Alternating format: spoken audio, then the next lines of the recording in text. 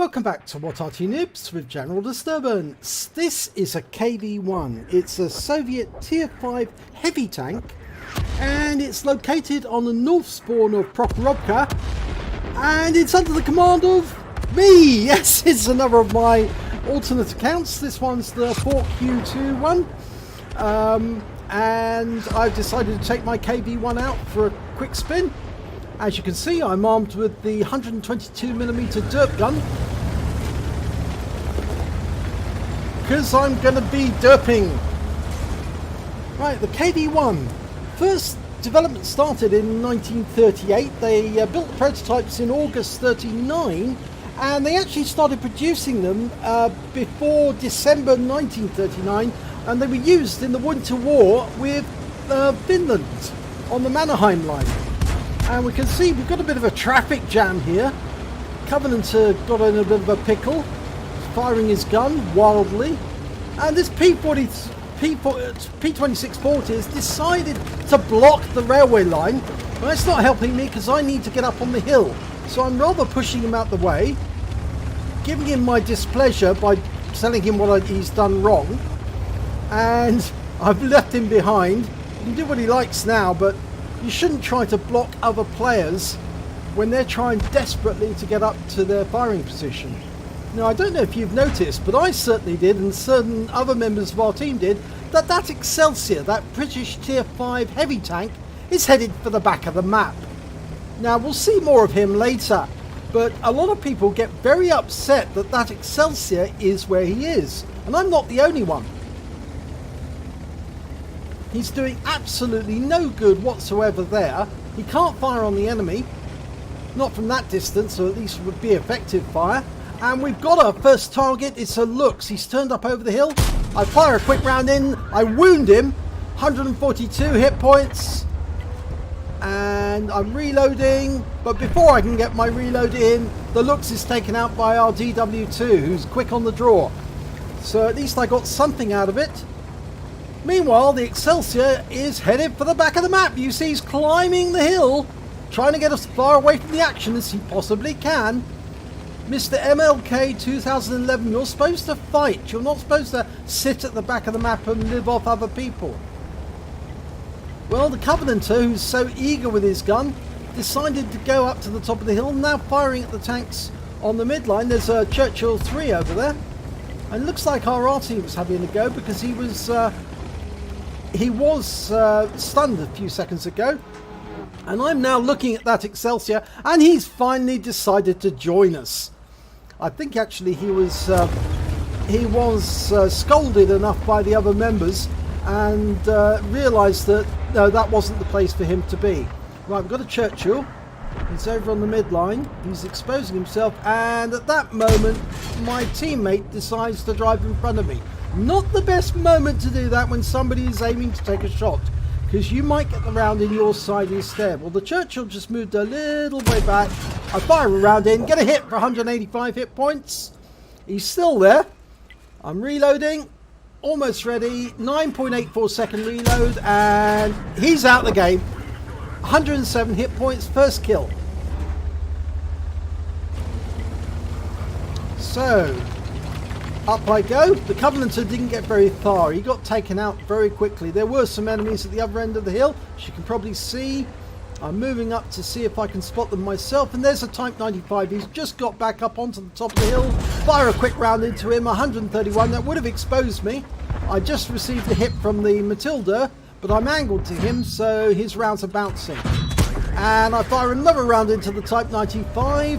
Pull back a bit. The Marder 38T is there, the tank destroyer. Oh, and he's toast before I can fire, so I didn't get anything except the spotting damage off the Marder. But I know that the Matilda is just about there, and I'm aiming for that point, and there he is!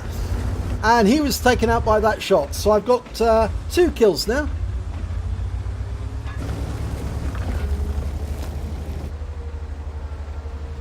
Got a healthy amount of damage off that Type 95, and some damage resistance actually from when he was killed.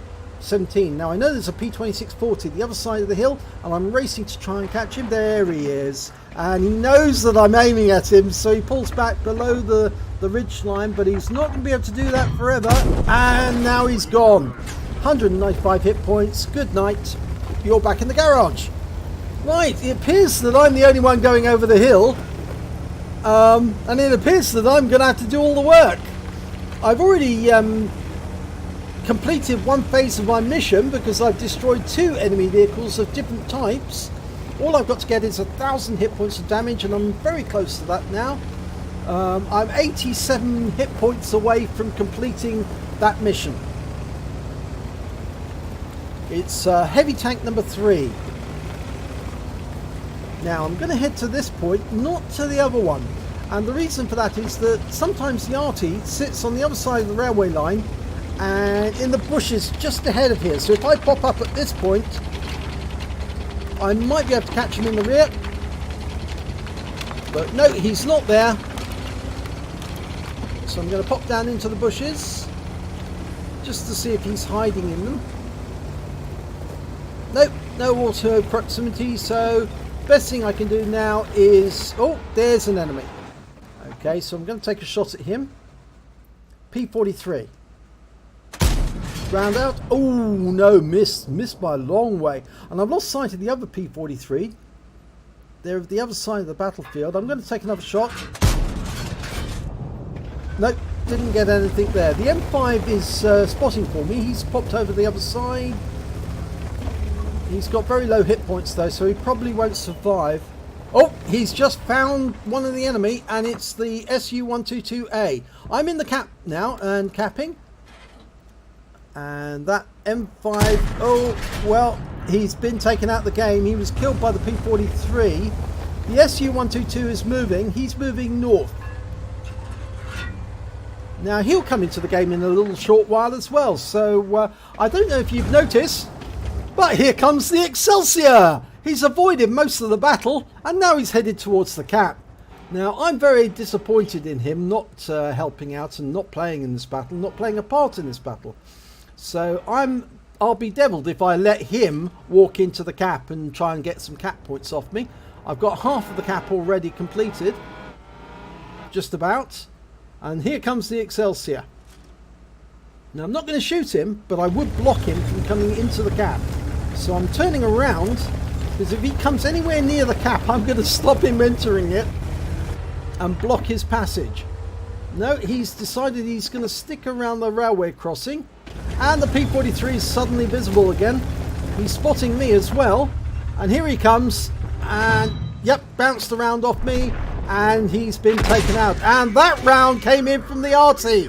And he's reset the cap, which means obviously I think he's going to get a Defender's Medal.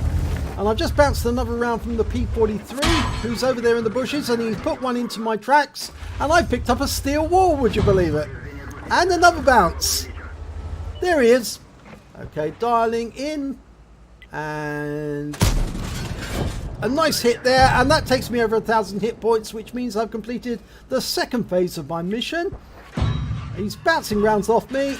There goes another one, and that's the end of him. And I've picked up the high caliber, and that was the last enemy. So I've capped, I've killed all the enemy on the hill, and finished off the last of the enemies. So here's the end of battle results, and it's only a first-class tanker for Fort Q2 in the KV-1. But I also got the fire for effect, a fighter badge because I got at least 4 kills. I also got a shell proof because I blocked more damage than the hit points of my own vehicle, and a bruiser medal for getting at least 5 critical hits. I got 9 in total. I also picked up a high caliber for dealing the most damage in the battle, and a steel wall because I blocked at least 11 hits during that battle, and also over 1,000 hit points of damage against my tank. And the win rate for that battle was 4444. Now let's have a look at team scores and let's see exactly what happened. Well, I got the highest damage on my team, 1,430 hit points. I also picked up the highest number of kills, 4, and I got the highest base XP of 934. Obviously, I needed to do a bit more to get the ace tanker, and I wasn't able to on this occasion.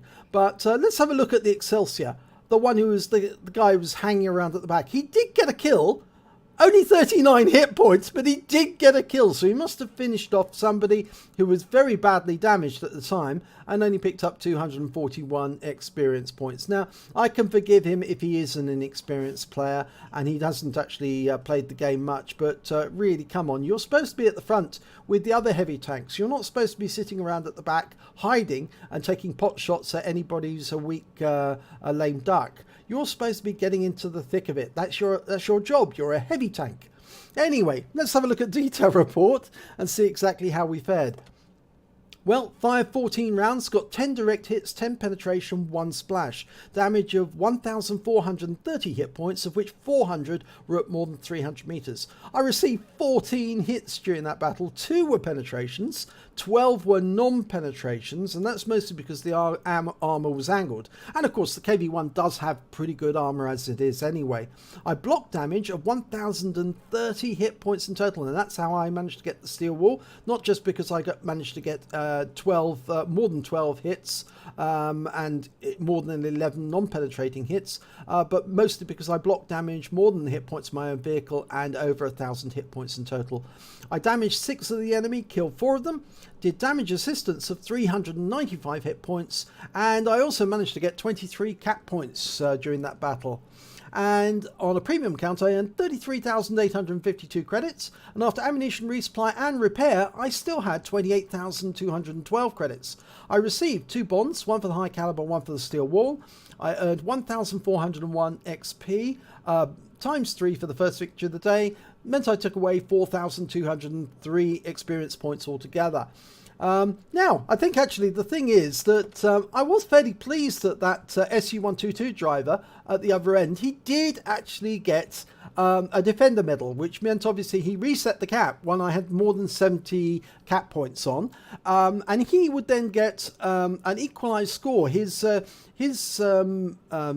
credit haul and his XP will go up by the Courageous Resistance Award because he managed to pick up an epic medal. So I was pleased for the SU-122 driver, even though it was the shot that he fired was against me.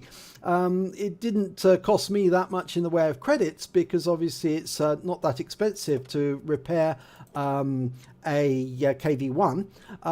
The repair only cost me 2,000, but I felt pleased for the SU-122 driver because he did do it correctly. He used the spotting of the P-43s and enabled himself to get a reset.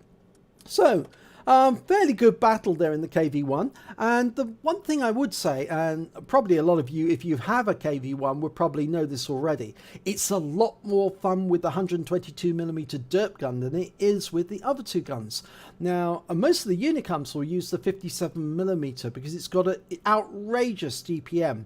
It really can fire very, very quickly, once every 2 seconds, and it'll do what they call a pincushion effect. It will take about 50 hit points every time it fires, but you have to fire a huge amount of ammo at the enemy in order to do enough damage to take out some of the heavy tanks. And of course, you take the risk that the enemy will deal a lot of damage to you in return with their higher caliber weapons. So although it is the favorite of a lot of Unicums, I think the 122mm derp gun is much more fun in a battle like this. And I do recommend, if you've got a KV-1, get the 122 and take it out for a run because it is just so hilarious when you derp an enemy tank and take them out of the game. So if you enjoyed this replay, and I certainly enjoyed the battle when it happened, please give it a like and do subscribe to our channel, and hopefully it'll be your replay that I'll be featuring in the next video.